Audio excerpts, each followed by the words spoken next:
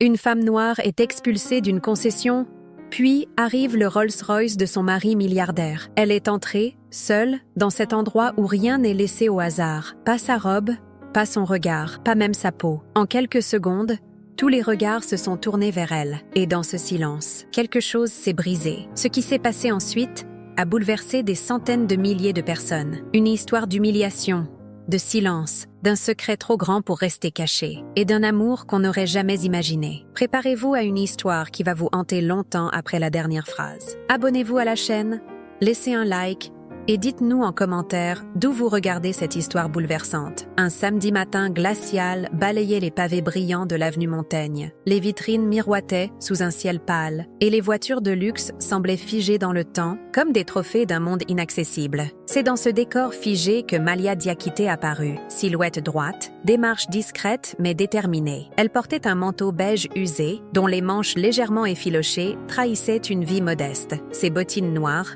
cirées à la main, claquaient sur le marbre de la concession alpine Renault Prestige. Elle poussa la porte vitrée avec hésitation, et ce fut comme si l'air même avait changé. Le silence se fit pesant. 3 vendeurs, tous en costumes cintrés et coiffures impeccables, suspendirent leur conversation. Les clients, élégants, chuchotant entre eux, levèrent les yeux, surpris, puis gênés. Une femme noire, seule, dans cet espace où le luxe se respire et où l'argent se devine avant même qu'on parle, cela ne faisait pas partie du décor. Malia s'approcha du comptoir, un fin sourire poli aux lèvres. « Bonjour.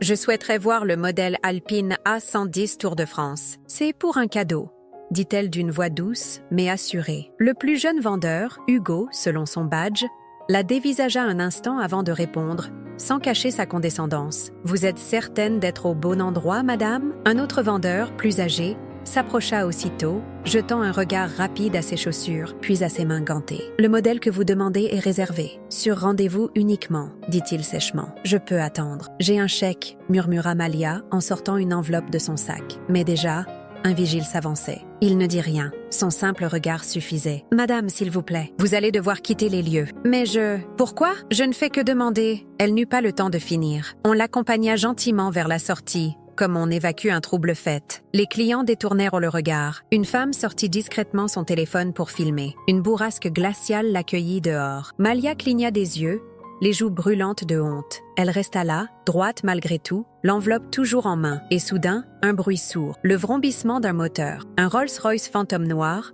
aux vitres teintées, s'immobilisa devant la vitrine. Le silence se mua en tension pure. Le chauffeur descendit aussitôt, ouvrit la porte arrière, avec une précision presque militaire. Un homme en sortit, grand, élégant, cheveux poivre et sel, manteau croisé bleu nuit. Tous les regards se tournèrent vers lui. Henri Delamarre, le magnate de l'immobilier, habitué des pages économiques du Figaro, mécène discret du Louvre, et figure intouchable du gratin parisien. Lorsqu'il vit Malia sur le trottoir, ses traits se figèrent. « Malia, qu'est-ce qui s'est passé ?» Il s'approcha d'elle, posa les mains sur ses épaules, sans se soucier des regards. Les vendeurs, stupéfaits, firent quelques pas maladroits dans leur direction. « Monsieur Delamarre, nous ne savions pas. Elle n'a pas précisé. » Henri les fusilla du regard. « Elle n'a pas besoin de préciser quoi que ce soit. » Puis, se tournant vers Malia, il lui prit la main. « Viens, on rentre. » Les passants s'arrêtaient. On filmait. On murmurait. Les réseaux sociaux s'enflammaient déjà. Mais rien, dans cette scène, ne pouvait expliquer l'essentiel. Ce qu'aucun de ses témoins ne savait, c'est que Malia était sa femme, depuis 6 ans, en secret. Et ce matin-là, sur le trottoir glacé d'un des quartiers les plus riches de Paris, le secret venait de prendre feu. Le silence dans la voiture était presque douloureux. Seuls les froissements lents du cuir, sous les mouvements discrets de Malia, rompaient l'atmosphère figée. Henri, les mains croisées sur ses genoux, regardait droit devant lui. Ses mâchoires se crispaient légèrement à chaque feu rouge. Il n'avait pas prononcé un mot depuis qu'ils avaient quitté l'avenue Montaigne. « Tu n'aurais pas dû y aller seul », finit-il par murmurer, la voix serrée. Malia tourna lentement la tête vers lui. « Pardon, tu veux dire que je n'aurais pas dû exister là où il ne m'attendait à pas ?» Henri ferma les yeux un instant, visiblement pris de court. Il se pinça l'arête du nez, comme pour contenir quelque chose. Une colère, une peur, ou simplement la gêne d'un homme qui sait au fond qu'il a failli? Ce n'est pas ça que je voulais dire. Mais tu sais très bien que les apparences comptent. Les apparences, répéta Malia doucement. Tu parles des tiennes, pas des miennes. Ils roulèrent en silence jusqu'au 7e arrondissement, où se trouvait un des hôtels particuliers de la famille de Lamar. Une demeure discrète mais somptueuse, cachée derrière des portails en fer forgé, à 2 pas du musée Rodin. C'est là que Malia vivait, pas dans une aile dorée avec vue sur la Seine, non, mais dans un appartement aménagé dans les étages supérieurs, accessible par un escalier de service. Elle n'avait jamais rencontré les associés d'Henri, jamais été invitée à ses dîners d'affaires, jamais porté sur les photos. Même leur acte de mariage, signé à l'étranger, ne figurait pas dans les archives françaises. Officiellement, elle n'était rien, et elle avait accepté. Henri disait que c'était temporaire, que la presse, la société, ses enfants d'un premier mariage, tout cela rendait les choses compliquées. Il promettait des jours meilleurs. Il l'aimait. Il le répétait souvent, avec sincérité. Mais son amour ne s'était jamais montré à la lumière. Ce soir-là, dans le salon aux boiseries claires, Malia posa l'enveloppe sur la table basse. « Voilà ce que j'étais venue acheter. Le modèle exact que tu regardais dans ce magazine le mois dernier. Je voulais te surprendre. » Henri observa l'enveloppe, puis elle. « Tu ne comprends pas ce que tu viens de déclencher, Malia. Le problème, ce n'est pas que tu sois allée là-bas, c'est que maintenant, tout le monde sait. » Elle le fixa longuement, comme si ces mots venaient d'arracher la dernière couche de vernis qui recouvrait leur relation. Et c'est justement ça, Henri. Le problème, c'est que je n'ai jamais existé, tant que personne ne le savait. Il voulut répliquer, mais les mots lui manquèrent. Dans ses yeux brillait une détresse qu'il ne savait pas nommer. Était-ce de la culpabilité, du regret, ou simplement la panique d'un homme dont l'équilibre fragile venait de s'effondrer? Malia, elle, se leva. « Tu dis m'aimer, mais tu m'as caché comme une tache. Tu m'as aimé entre 4 murs, jamais dans une salle pleine. Tu m'as offert des bijoux, mais pas ton nom. » Elle s'arrêta à la porte. « Tu sais ce qui me fait le plus mal? Ce n'est pas d'avoir été humiliée par ces vendeurs. C'est de t'avoir vue embarrassée, pas pour ce qu'ils m'ont fait, mais parce qu'ils t'ont vue avec moi. » Puis elle partit. Elle ne claqua pas la porte. Elle ne cria pas, elle ne pleura pas.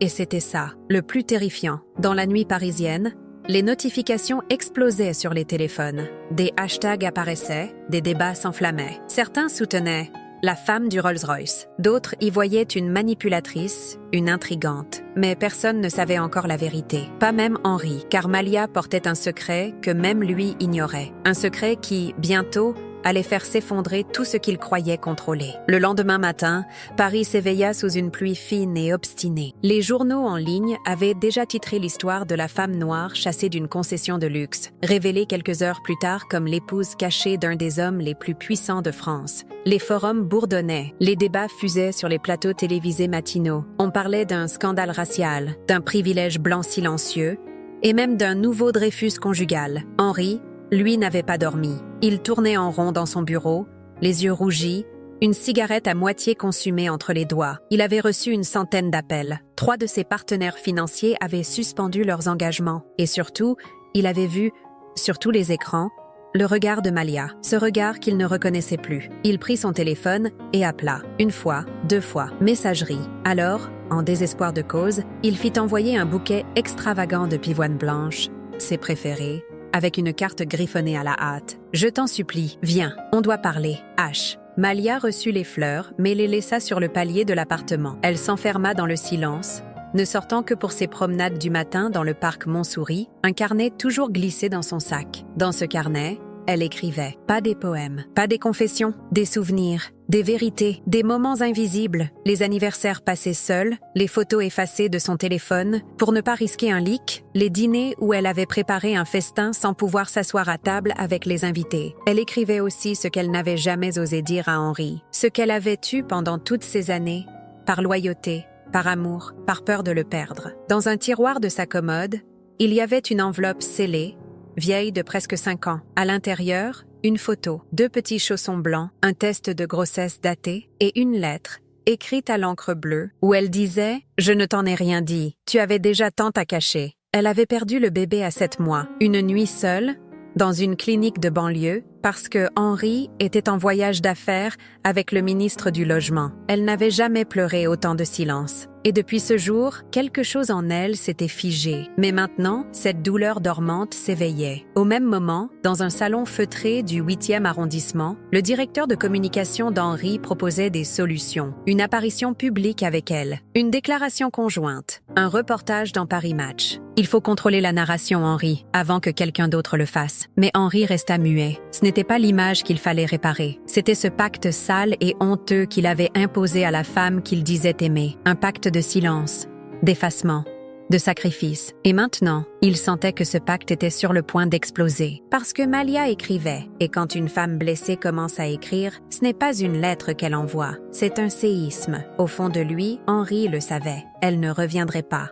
tant qu'il ne ferait pas ce qu'il n'avait jamais eu le courage de faire, la reconnaître, devant tous, et affronter, enfin, les conséquences d'avoir aimé en secret ce qu'il n'osait pas montrer au grand jour. C'était une maison cachée, bordée d'un vieux mur en pierre recouvert de lierre, au fond d'un jardin silencieux du 7e arrondissement. À l'intérieur, le calme régnait, mais ce n'était pas un calme apaisé, plutôt celui qu'on trouve juste avant une tempête. Malia se tenait devant une petite étagère en bois clair. Elle y avait posé un objet qu'elle n'avait pas touché depuis 5 ans, une boîte en carton, jaune pâle, avec un ruban bleu défait. Elle l'ouvrit avec précaution. À l'intérieur, un body miniature, une peluche d'ours couleur sable, un carnet de suivi de grossesse aux pages cornées et une photo, floue, un échographe, une silhouette à peine visible. Elle effleura du doigt cette image fantôme, puis s'assit lentement sur le tapis, comme si ses jambes ne pouvaient plus la porter. Cette douleur, elle l'avait enterrée derrière ce mur. Mais à présent, elle remontait, furieuse,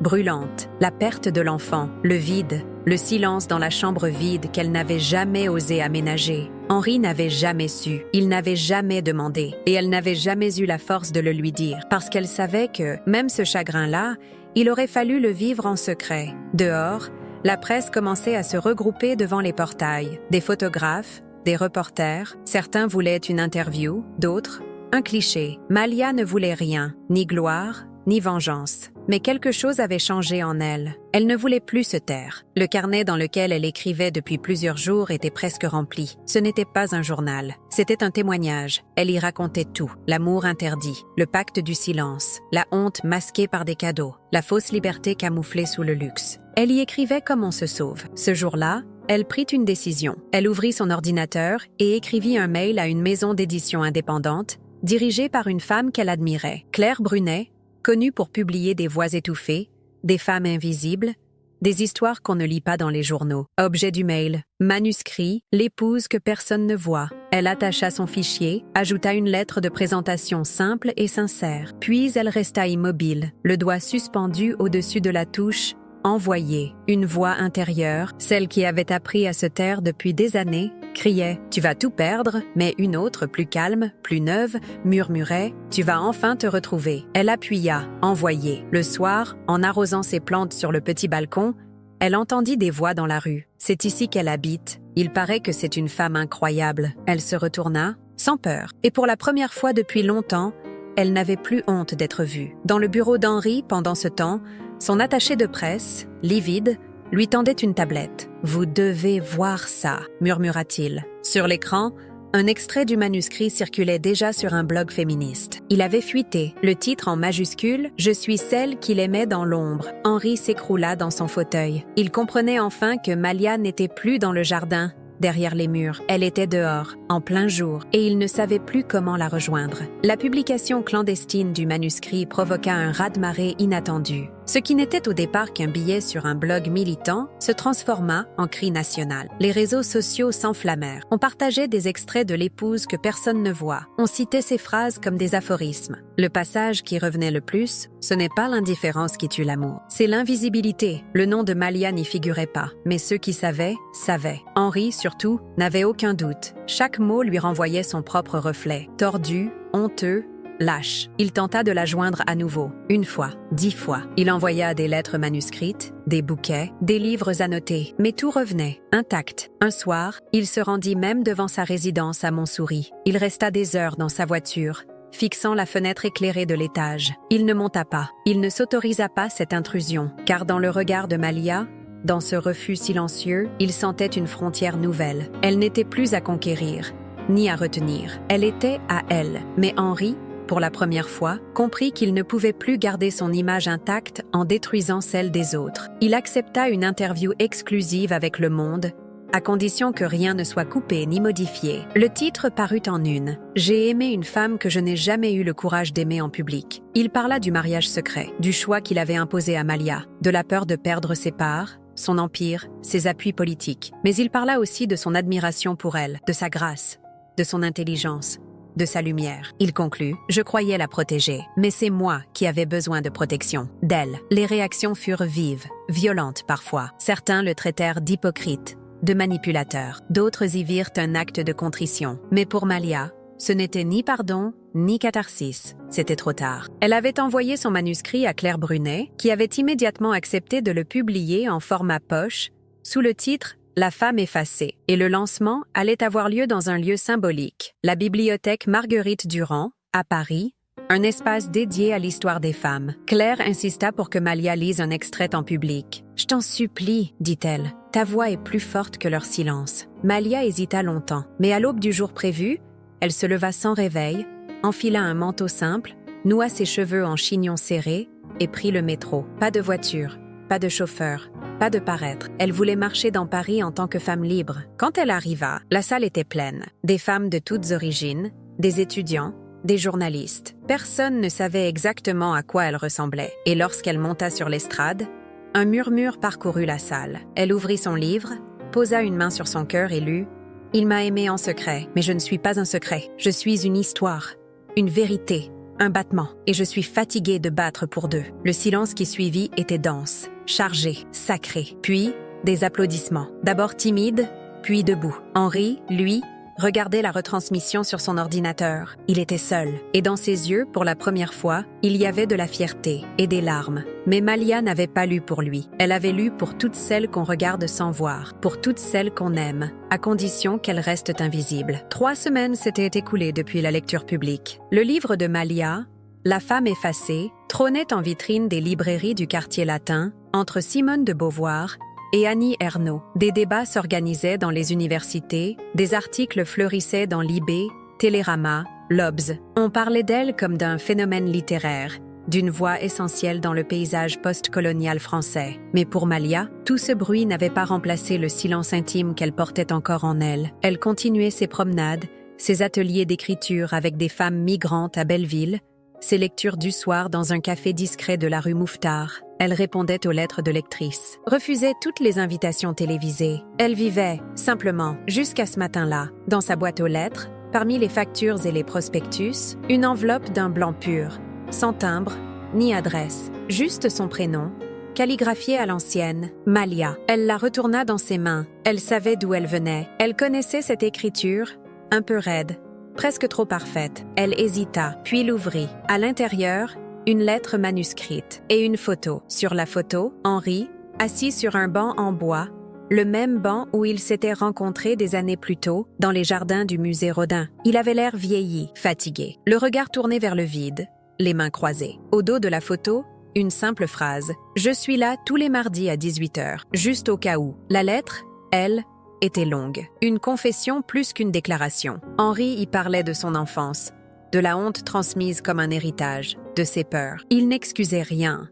Il disait « Je t'ai trahi, non pas par méchanceté, mais par faiblesse. Et c'est pire, je le sais. » Il écrivait aussi « Je ne te demande pas de revenir. Je te demande seulement de savoir que, si un jour tu regardes derrière toi, je serai assis là, sans masque, sans nom, juste Henri. » Malia relut la lettre 3 fois, puis la plia avec soin, la remit dans l'enveloppe et la glissa dans un livre de sa bibliothèque. Elle ne pleura pas, mais quelque chose en elle vibra doucement, comme un fil tendu qui ne casse pas tout à fait. Le mardi suivant, à 18h, elle se trouvait au même endroit. Non pas dans les jardins du musée Rodin, mais à l'autre bout de la ville. Elle marchait sur les quais de la Seine, un exemplaire de son livre sous le bras, et s'arrêta devant une femme assise sur un banc, visiblement perdue dans ses pensées. Malia s'assit à côté d'elle. « Bonjour ? Vous lisez ?» La femme leva les yeux. « Je voudrais, mais je ne sais pas par où commencer. » Malia lui tendit son exemplaire, annoté à la main. « Alors commençons ensemble. » Elle n'était pas retournée vers Henri, pas ce jour-là, et peut-être jamais, parce que la réconciliation qu'elle cherchait n'était plus avec lui, c'était avec elle-même. Dans le hall de la mairie du 6e arrondissement, des bruits de pas résonnaient sur le sol en pierre. Des couples entraient pour déclarer des naissances, d'autres pour signer un pax. Mais dans un bureau à l'écart, discret, Silencieux, une archiviste aux lunettes fines ouvrait un dossier ancien qu'on venait de lui demander. Elle leva les yeux vers l'homme assis devant elle, Henri de la Mare. Son costume était sobre, sans éclat, et son visage portait les traces d'un homme qui avait perdu beaucoup. « Vous êtes certain de vouloir procéder à la rectification ?» demanda-t-elle. Henri hocha la tête. « Oui, il est temps. » Elle tamponna les documents. Et c'est ainsi que, dans les registres de l'État civil français, apparut enfin une mention discrète mais cruciale, oubliée pendant 6 ans. Époux, Malia Diakité. Un acte, tardif, peut-être inutile. Mais pour Henri, c'était un geste d'humilité, une tentative de réparer ce qui ne pouvait plus l'être. Il ne s'attendait pas à une réponse, pas à un pardon. C'était une offrande muette à celle qu'il avait aimée sans jamais avoir le courage de dire son nom. Pendant ce temps, à Marseille, Malia vivait désormais dans un appartement lumineux du quartier du Panier. Elle avait quitté Paris sans fracas, discrètement, comme elle y avait vécu. Mais ici, tout était différent. Les murs portèrent des couleurs chaudes. Les gens parlaient fort, et personne ne savait qui elle était. Elle avait repris son métier d'infirmière dans une clinique communautaire. Le matin, l'après-midi, elle animait des cercles de parole avec des femmes venues d'Algérie, du Sénégal, de Syrie. Elle racontait, elle écoutait, elle reconstruisait. Un jour, en feuilletant un journal local, elle tomba sur une chronique littéraire qui parlait de son livre. Le journaliste y écrivait « Ce texte n'est pas seulement un cri contre l'injustice sociale. C'est une déclaration d'amour à soi-même, à celle qu'on oublie, qu'on cache, qu'on efface, et à toutes celles qui refusent de disparaître. » Elle plia doucement le journal et le rangea dans un tiroir, à côté de la lettre d'Henri qu'elle gardait encore. Non pas pour se souvenir de lui, mais pour ne jamais oublier ce qu'elle avait été obligée de taire. Ce soir-là, elle monta sur le toit de son immeuble, là où elle venait souvent lire. Le vent portait l'odeur de la mer, mêlée au parfum des dîners familiaux. Elle ouvrit un cahier neuf, une première page blanche. Et pour la première fois, elle écrivit son nom, en lettres majuscules, au milieu de la page, Malia Diakité. Pas pour être vue, pas pour être reconnue, mais parce que son nom valait la peine d'être écrit. 1 an s'était écoulé. Marseille avait imprimé ses couleurs dans les yeux de Malia. Son rire revenait plus souvent, son pas était plus léger. Elle n'était plus une ombre dans une maison silencieuse, ni un secret dans un palace bourgeois. Elle était une femme en marche, en parole, en chair, en courage. Son livre, devenu lecture obligatoire dans plusieurs universités, avait été adapté en pièce de théâtre. À Avignon, la salle avait été comble pendant tout le festival, mais malgré l'écho grandissant de sa voix, Malia ne cherchait pas les projecteurs. Elle ne montait sur scène qu'en de rares occasions, privilégiant les petites salles, les écoles, les associations. Un jour de printemps, elle reçut une enveloppe épaisse, cachetée à la cire. C'était un dossier juridique. Henri lui avait transféré un bien immobilier à son nom, un ancien couvent reconverti en centre culturel, dans le 20e arrondissement de Paris, sans lettres, sans mots, juste un acte notarié avec une simple annotation manuscrite pour que d'autres femmes n'aient plus jamais à vivre dans l'ombre. Malia hésita à refuser. Elle savait que ce geste n'effacerait rien, mais elle comprit que, parfois, accepter n'était pas céder, c'était transformer. Elle baptisa le lieu Maison Diakité et y ouvrit un espace dédié à l'écriture, à la voix des femmes invisibilisées, aux récits tus, des exilées, des anciennes prisonnières, des femmes victimes de violences, des filles perdues, y trouvaient désormais un lieu où exister autrement. Et chaque mardi soir, à 18h, Malia y tenait un cercle de lecture. Elle ne parla plus jamais d'Henri. Elle n'en avait plus besoin, car la plus grande revanche n'était pas de le faire souffrir. C'était de ne plus souffrir pour être aimée. Lors d'une interview finale,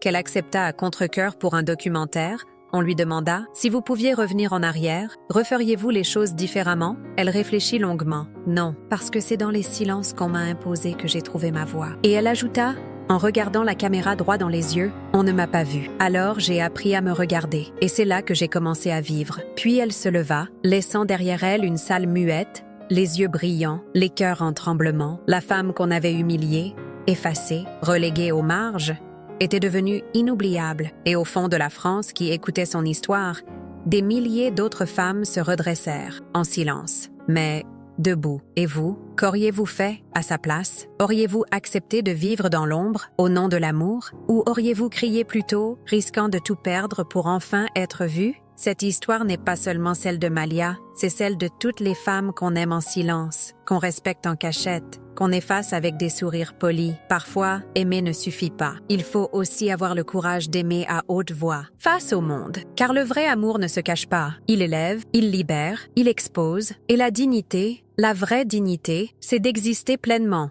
même si cela dérange. Si cette histoire vous a touché, abonnez-vous à Entre vin et histoire, laissez un like et partagez-la avec ceux qui ont besoin de se rappeler que leur voix mérite d'être entendue. Et surtout, dites-nous en commentaire, vous, d'où regardez-vous cette histoire?